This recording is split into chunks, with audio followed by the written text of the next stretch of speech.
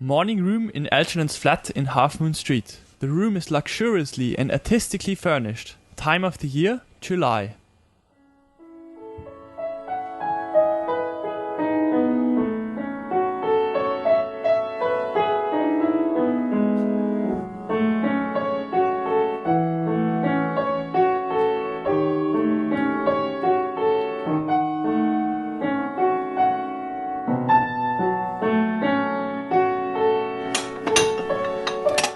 Did you hear what I was playing, Lane? I didn't think it polite to listen, sir. I'm sorry for that, for your sake. I don't play accurately. Anyone can play accurately. But I play with a wonderful expression. When it comes to the piano, sentiment is my forte. I keep science for life. Yes, sir. And, speaking of the science of life, have you got the cucumber sandwiches cut for Lady Bracknell? Yes, sir. Oh.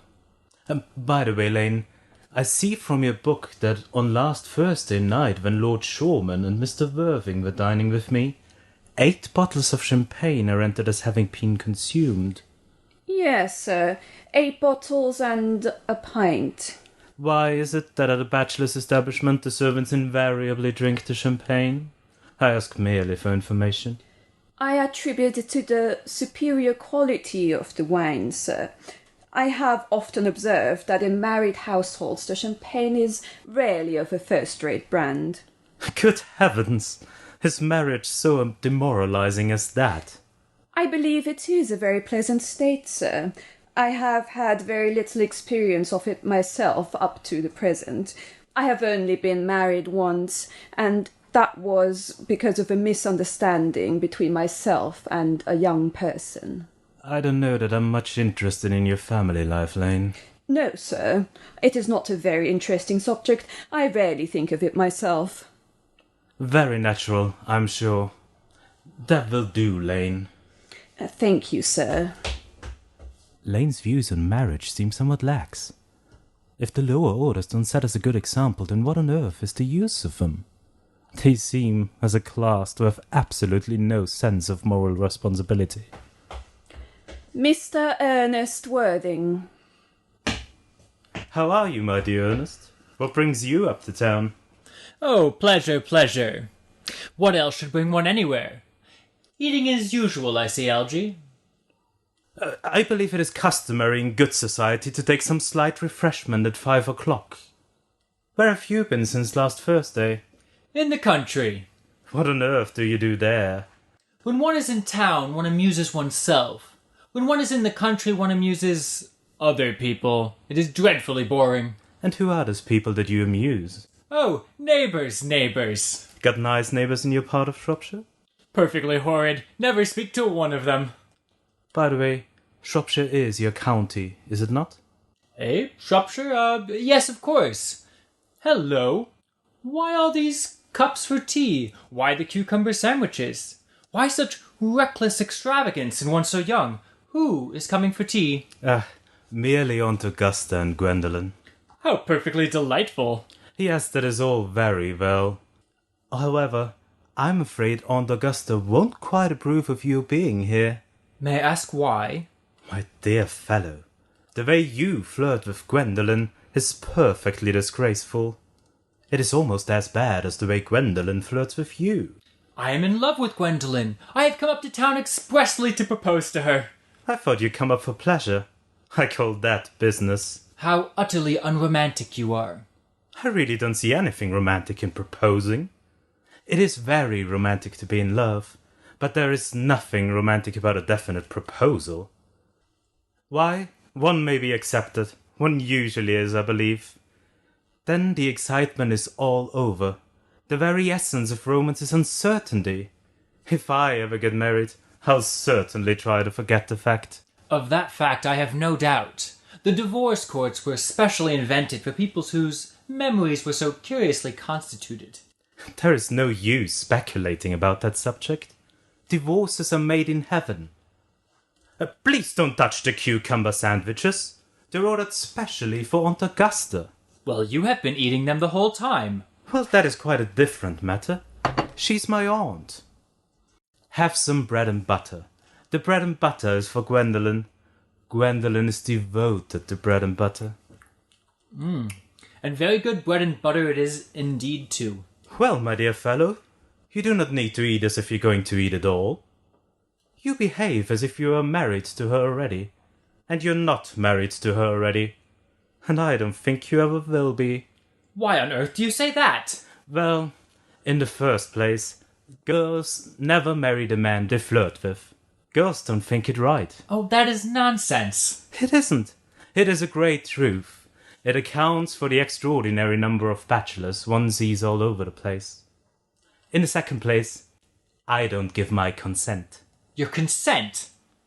My dear fellow, Gwendolen is my first cousin. And before I shall allow you to marry her, you will have to clear up the whole question of Cecily. Cecily? What do you mean? What do you mean, Algie, by Cecily? I don't know anyone by the name of Cecily. Bring me that cigarette case Mr. Worthing has left in the smoking room the last time he dined here. Yes, sir. Do you mean to say you have had my cigarette case this whole time? I do wish you had told me. I have been writing frantic letters to Scotland Yard about it. I was very nearly offering a large reward. Well, I wish you would offer one. I happen to be more than usually hard up. There is no sense offering a large reward now that the thing has been found. I think that's rather mean of you, Ernest, I must say. However, it makes no matter, as now as I look in the inscription inside, I see that this thing isn't yours after all. What do you mean it isn't mine? Of course it's mine. You have seen me with it 100 times. And you have no right whatsoever to read what is written inside it. It is a very ungentlemanly thing to read what is written inside a private cigarette case. Oh, it is absurd to have a hard and fast rule about what one should read and what one shouldn't read. More than half of modern culture depends on what one shouldn't read. I am quite aware of that fact, but I don't propose to discuss modern culture. It isn't the kind of thing one should talk of in private. I simply want my cigarette case back. Yes, but this isn't your cigarette case. This cigarette case is a present by someone of the name of Cecily. And you said you didn't know anyone of that name. Well, if you want to know, Cecily happens to be my aunt. Your aunt? Yes, charming old lady she is too. Lives in Tunbridge, Wales. Just give it back. But why does she call herself Little Cecily if she's your aunt and lives in Tunbridge Wells? From Little Cecily with her fondest love. My dear fellow, what is there in that? Some ants are tall, some ants are not tall. Surely that is a matter an aunt may be best allowed to decide for herself. You just think that all aunts should be like your aunt. That is absurd. For heaven's sake, give me back my cigarette case. Yes, but why does your aunt call her own nephew her uncle? There is no objection, I admit, to an aunt being a small aunt. But why an aunt, no matter what her size may be, would call her own nephew her uncle, I can't quite make out. From Little Cecily, with her fondest love, to her dear Uncle Jack. Besides, your name isn't Jack at all. It's Earnest. It isn't Ernest, it's Jack. You've always told me it was Earnest. I've introduced you to everyone as Earnest. You answer to the name of Earnest. You look as if your name was Earnest. You are the most earnest-looking person I ever saw. It is perfectly absurd, your saying that your name isn't Earnest. It's on your cards. I have one right here. Mr. Ernest Worthing, B4, the Albany. I shall keep this as proof that your name is Earnest, if you ever attempt to deny it to me, or to Gwendolen, or to anyone else. Well, my name is Ernest in town and Jack in the country, and the cigarette case was given to me in the country. Yes, but that does not account for the fact that your small Aunt Cecily, who lives in Tunbridge Wells, calls you her uncle. Come on, old boy. You had much better have the thing out at once. My dear Algie, you talk exactly as if you were a dentist. It is very vulgar to speak like a dentist when one is not a dentist. It produces a false impression. Well, that is exactly what dentists always do. Now go on. Tell me the whole thing. I may mention that I've always suspected you of being a secret and confirmed Bunburyist, and I'm quite sure of it now. Bunburyist? What on earth do you mean by Bunburyist? I'll reveal to you the meaning of this incomparable expression as soon as you are kind enough to tell me why you are earnest in town and check in the country. Well, produce my cigarette case first. Here it is. Now you produce your explanation, and pray make it improbable. My dear fellow, there is nothing improbable about my explanation at all. In fact, it's perfectly ordinary. The old Mr. Thomas Cardew, who adopted me when I was a little boy, made me in his will guardian to his granddaughter, Miss Cecily Cardew. Cecily, who calls me uncle out of motives of respect you could not possibly comprehend, lives at my place in the country under the charge of her admirable governess, Miss Prism. Where is that place in the country, by the way? That is nothing to you, dear boy. You are not going to be invited. I may tell you candidly, it is not in Shropshire. I've suspected that much. I've bunburied all over Shropshire on 2 separate occasions. Now go on. Why are you earnest in town and check in the country? My dear Algy, I don't know whether you will be able to understand my real motives. You are hardly serious enough. When one is placed in the role of guardian, one has to adopt a high moral tone on all subjects. It is one's duty to do so. And as a high moral tone can hardly be said to be conducive to health or happiness, in order to get up to town, I have always pretended to have a brother of the name of Earnest, who lives in the Albany and gets into the most dreadful scrapes. That, my dear Algy, is the whole truth, pure and simple. The truth is never pure and rarely simple. Modern life would be very tedious if it were either, and modern literature a complete impossibility. That wouldn't be a bad thing at all. Literary criticism is not your forte, my dear fellow. Don't try it. You should leave that to the people who haven't been at university. They do it so well in the daily papers. What you are is a bunburyist.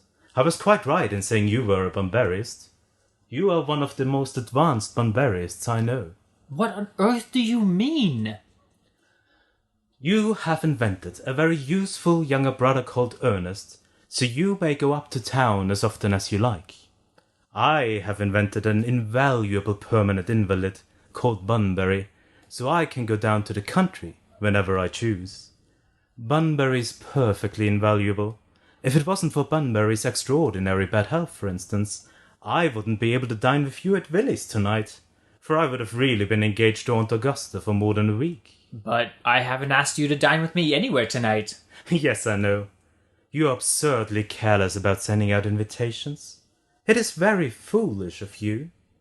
Nothing annoys people so much as not receiving invitations.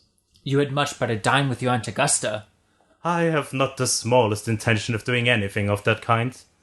To begin with, I've already dined there on Monday, and once a week is quite enough to dine with one's own relation. In the second place, whenever I do dine there, I'm always treated as a member of the family, and either sent down with no woman at all, or 2. In the third place, I know perfectly well whom she will place me next to tonight. She will place me next to Mary Farquhar, who always flirts with her own husband across the dinner table. That is not very pleasant. Indeed, that is not even decent. And that sort of thing is enormously on the increase. The amount of women in London who flirt with their own husbands is perfectly scandalous. It looks so bad. It is simply washing one's own clean linen in public. Besides, now that I know you to be a bunburyist, I naturally want to talk to you about bunburying. I want to tell you the rules. I'm not a bunburyist at all. If Gwendolen accepts me, I'm going to kill my brother. Indeed, I think I will kill him in any case. Cecily is a little bit too much interested in him. It is rather a bore. So I'm going to get rid of my brother Earnest, and I strongly advise you to do the same with your invalid friend with the ridiculous name. Nothing would induce me to part with Bunbury. And if you ever get married, which seems to me extremely problematic, you would be very glad to know Bunbury. A man who marries without knowing Bunbury will have a very tedious time of it. That is nonsense. If I marry a charming girl like Gwendolen, and she is the only girl I would marry, I certainly won't want to know Bunbury. Then your wife will. You don't seem to realize that in married life, 3 is company and 2 is none. That, my dear young friend, is the same theory that the corrupt French drama has been propounding for the last 50 years. That the happy English home has proved in half the time. For heaven's sake, don't try to be cynical.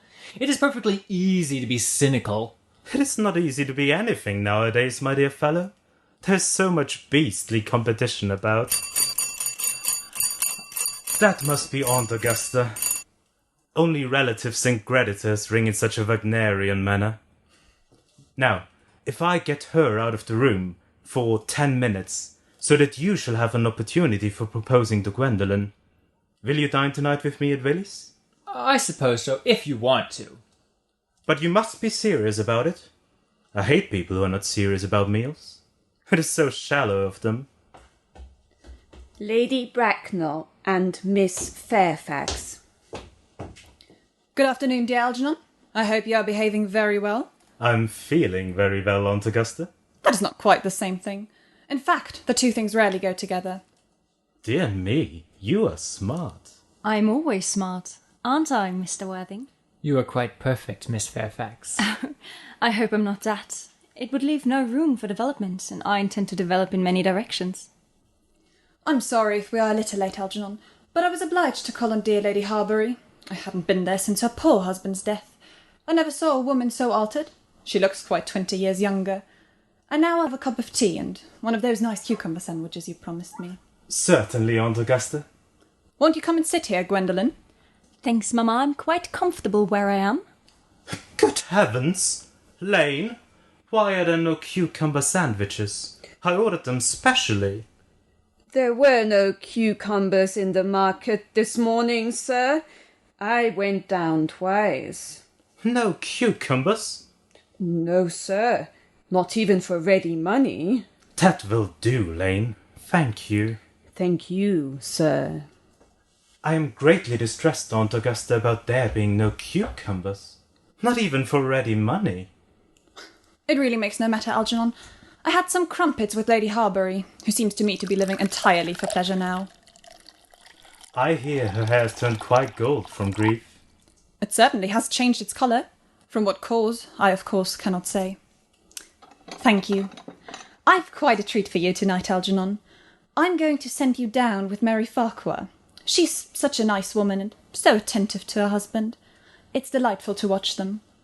I'm afraid, Aunt Augusta, I will have to give up the pleasure of dining with you tonight after all.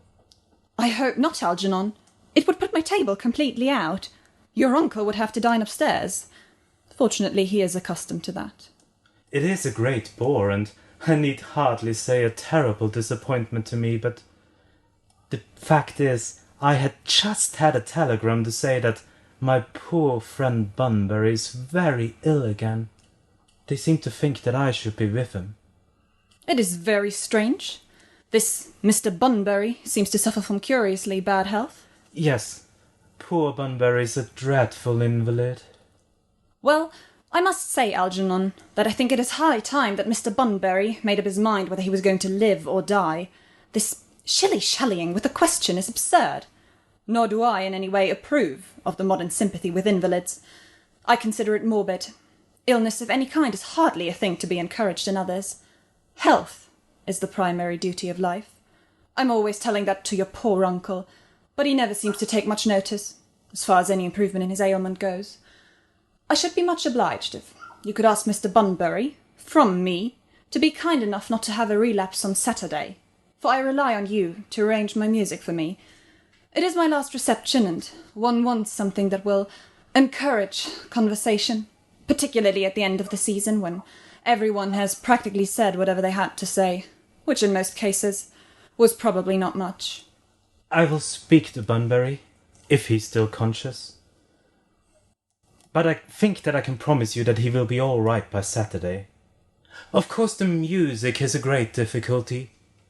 You see, if one plays good music, people don't listen. And if one plays bad music, people don't talk. I will run over the program that I've drawn out, if you will kindly come to the next room for a moment. Thank you, Algernon. It is very thoughtful of you. I'm sure the programme will be delightful, after a few expurgations. French songs I cannot possibly allow. People always seem to think that they are improper, and either look shocked, which is vulgar, or laugh, which is worse. But German sounds a thoroughly respectable language, and indeed I believe is so. Gwendolen, you will accompany me. Certainly, Mamma. Charming day it has been, Miss Fairfax. Pray don't talk to me about the weather, Mr. Worthing. Whenever people talk to me about the weather, I always feel quite certain that they mean something else, and that makes me so nervous. I do mean something else. I thought so. In fact, I'm never wrong. And I would like to be allowed to take advantage of Lady Bracknell's temporary absence. I would certainly advise you to do so. Mamma has a way of coming back suddenly into a room that I often had to speak to her about. Miss Fairfax, ever since I met you, I have admired you more than any woman I have ever met since I met you. Yes, I'm quite aware of the fact. And I often wish that in public at any rate he had been more demonstrative. For me, you've always had an irresistible fascination. Even before I met you, I was far from indifferent to you. We live, as I hope you know, Mr. Worthing, in an age of ideals. The fact is constantly mentioned in the more expensive monthly magazines, and has reached the provincial pulpits, I'm told. And my ideal has always been to love someone of the name of Earnest. The moment Algernon first mentioned to me that he had a friend called Earnest, I knew I was destined to love you. You really love me, Gwendolen. Passionately. Darling, you don't know how happy you've made me. My own Earnest. But you don't really mean to say that you couldn't love me if my name wasn't Earnest. But your name is Earnest. Yes, I know, but supposing it wasn't. Do you mean to say you couldn't love me then? That is clearly a metaphysical speculation, and like most metaphysical speculation has hardly any reference to the actual facts of real life as we know them.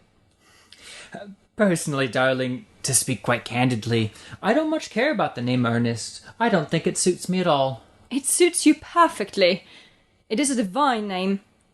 It has a music of its own. It produces vibrations. Well, really, Gwendolen, I must say I think that there are lots of other much nicer names. I think Jack, for instance, a charming name. Jack? No, there's very little music in the name Jack, if any at all, indeed. It does not thrill. It produces absolutely no vibrations.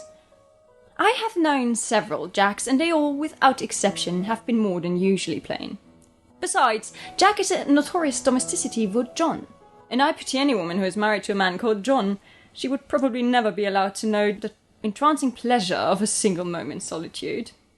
The only real safe name is Earnest. Gwendolen, I must get christened at once. We must get married at once. There is no time to be lost. Married, Mr. Worthing? Well, surely. You know that I love you, and you led me to believe, Miss Fairfax, that you are not absolutely indifferent to me. I adore you, but you haven't proposed to me yet. We haven't even talked about marriage. The subject has not even been touched on. Well, may I propose to you now? I would certainly be an admirable opportunity. And to spare you any possible disappointment, Mr. Worthing, I'm fully determined to tell you quite frankly beforehand that I'm fully determined to accept you. Gwendolen! Yes, Mr. Worthing, what have you got to say to me? You know what I've got to say to you. Yes, but you don't say it. Gwendolen, will you marry me? Of course I will, darling. How long you've been about it. I'm afraid you have had very little experience in how to propose. My own one. I have never loved anyone in the world but you. Yes, but men often propose for practice. I know my brother Gerald does. All my girlfriends tell me so. What wonderfully blue eyes you have, Earnest. They are quite blue. I hope you will always look at me just like that, especially when there are other people present. Mr. Worthing! Rise, sir, from this semi-recumbent posture. It is most indecorous. Mamma, I must beg you to retire. This is no place for you. Besides, Mr. Worthing has not quite finished yet. Finished what, may I ask? I'm engaged to Mr. Worthing, Mamma. Pardon me, you are not engaged to anyone.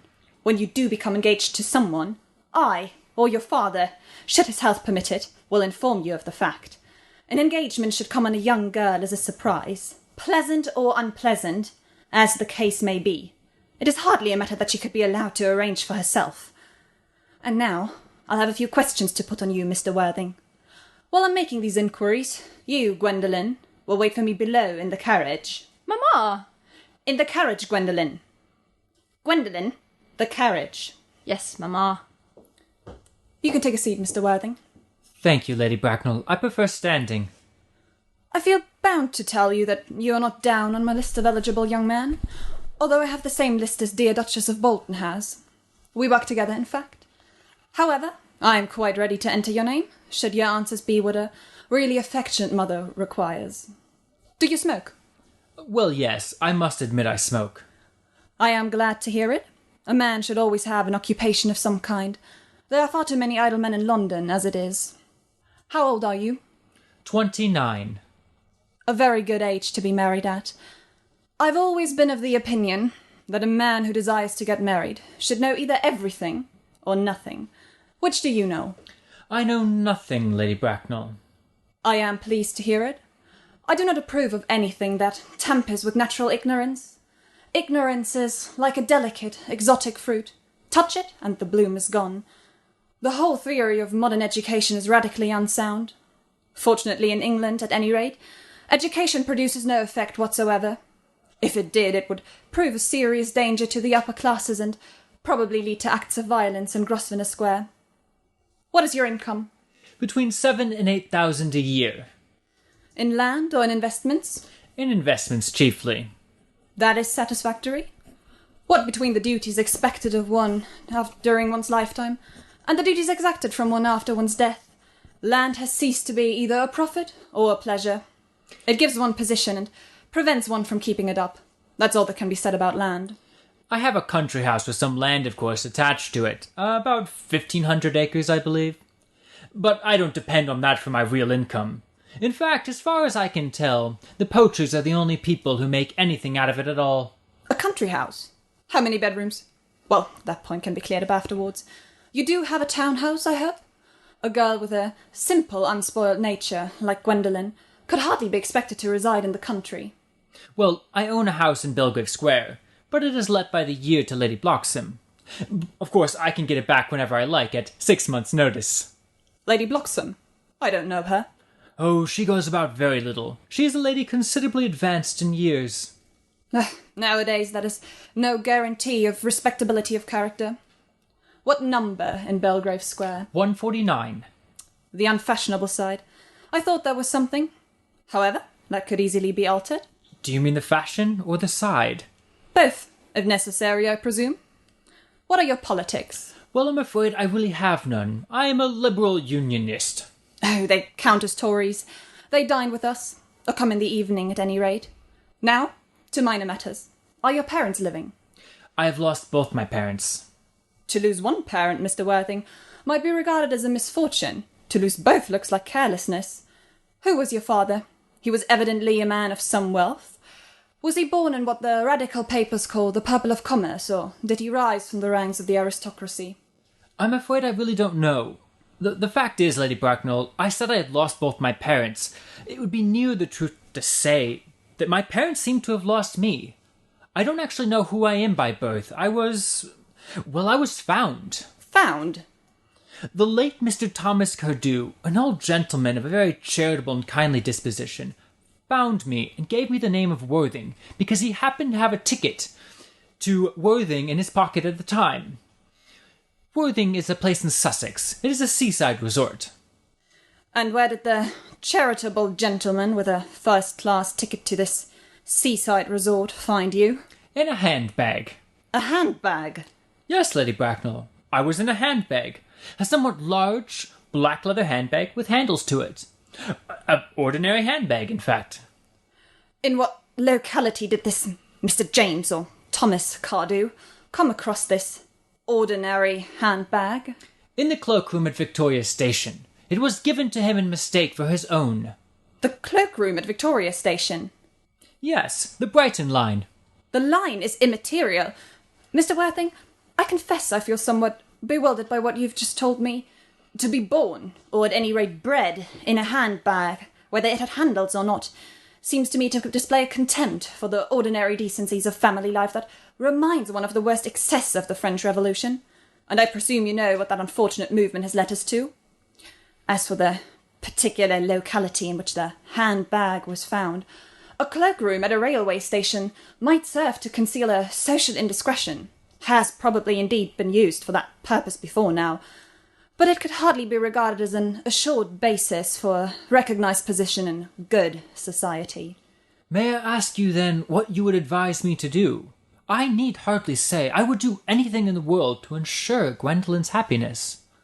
I would strongly advise you, Mr. Worthing, to try and acquire some relations as soon as possible, and to make a definite effort to produce at any rate one parent, of either sex, before the season is quite over. Well, I don't see how I could possibly manage to do that. I can produce the handbag at any moment. It is in my dressing room at home. I really think that should satisfy you, Lady Bracknell. Me, sir? What has it to do with me?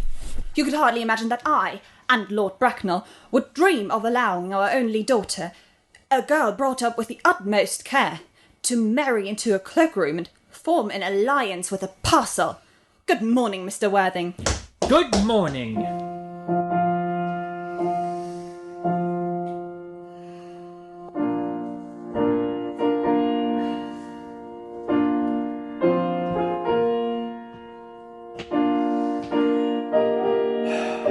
For goodness sake, don't play that ghastly tune, Algy. How idiotic are you? Didn't it go off all right, old boy? You don't mean to say that Gwendolen refused you? I know. It is a way that she has. She's always refusing people. I think it is most ill-natured of her. Oh, Gwendolen is right as a trivet. As far as she is concerned, we are engaged. Her mother, however, is perfectly unbearable. I don't think I've ever met such a gorgon.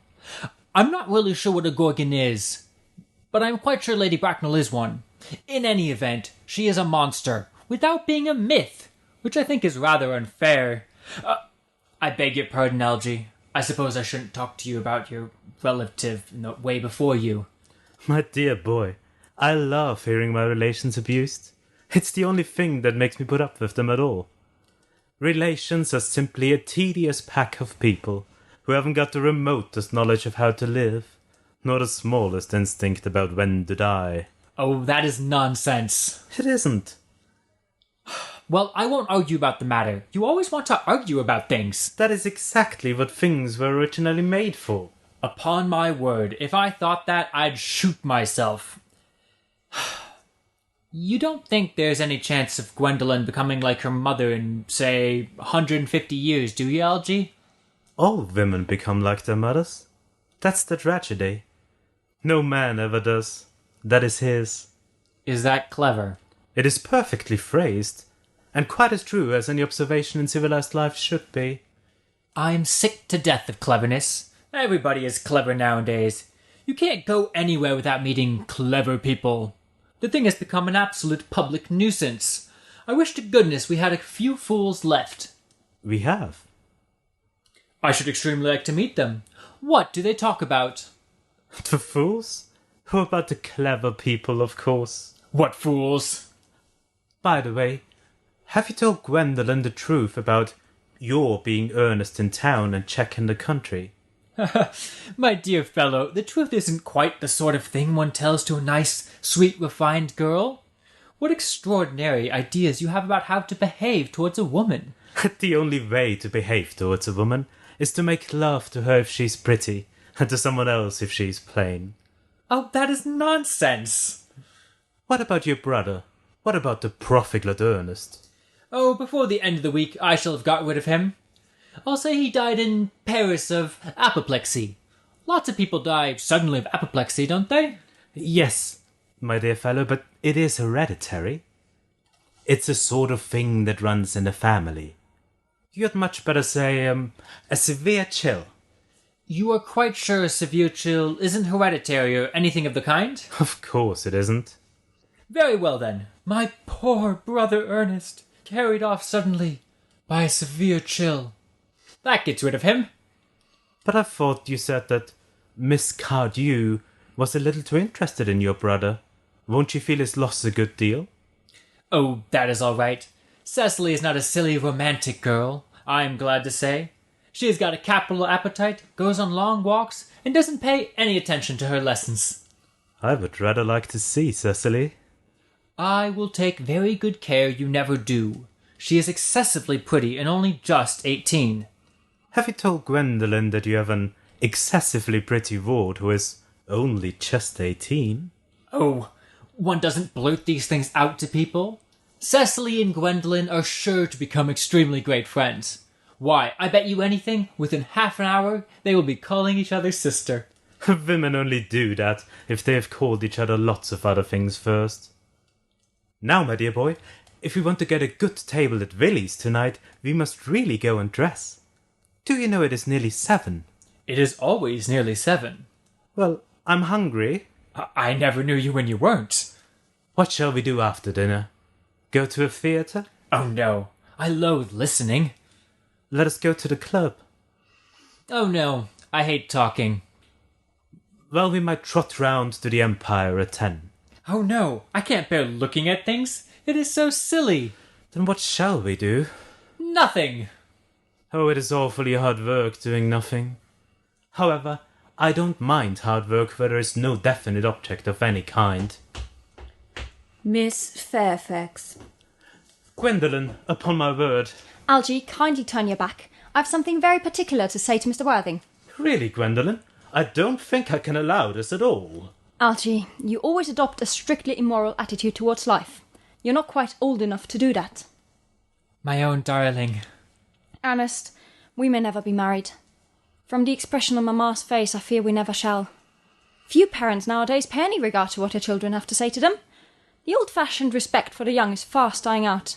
Any influence I ever had over Mamma I lost at the age of 3. But although she may prevent us from becoming man and wife, and I may marry and marry often, nothing that she can possibly do will alter my eternal devotion to you. Dear Gwendolen. The story of your romantic origin, as related to me by Mamma, with unpleasing comments, has naturally stirred the deeper fibres of my nature. Your Christian name bears an irresistible fascination. The simplicity of your character makes it exquisitely incomprehensible to me. Your town address in the Albany I have.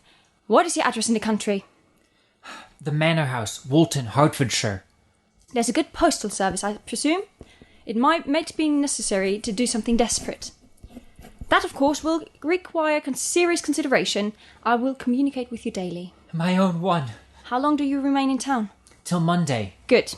Algy, you may turn round now. Thanks. I have turned round already. You may also ring the bell. You will let me see to your carriage, my own darling? Certainly. I will see Miss Fairfax out. A glass of sherry, Lane. Yes, sir. Tomorrow, Lane, I'm going Bunburying. Yes, sir. I shall probably not be back before Monday. You can put out my dress clothes, my smoking jacket, and all of my Bunbury suits. Yes, sir. I hope tomorrow will be a fine day, Lane. It never is, sir. Lane, you're a perfect pessimist. I do my best to give satisfaction, sir. There's a sensible, intellectual girl. The only girl I ever cared for in my life. What on earth are you so amused at? Oh, I'm just a little anxious about my poor friend Bunbury, that's all. If you don't take care, your friend Bunbury will get you into some serious scrape someday. I love scrapes. They're the only thing that are never serious. Oh, that is nonsense, Algy. You never talk anything but nonsense. Nobody ever does.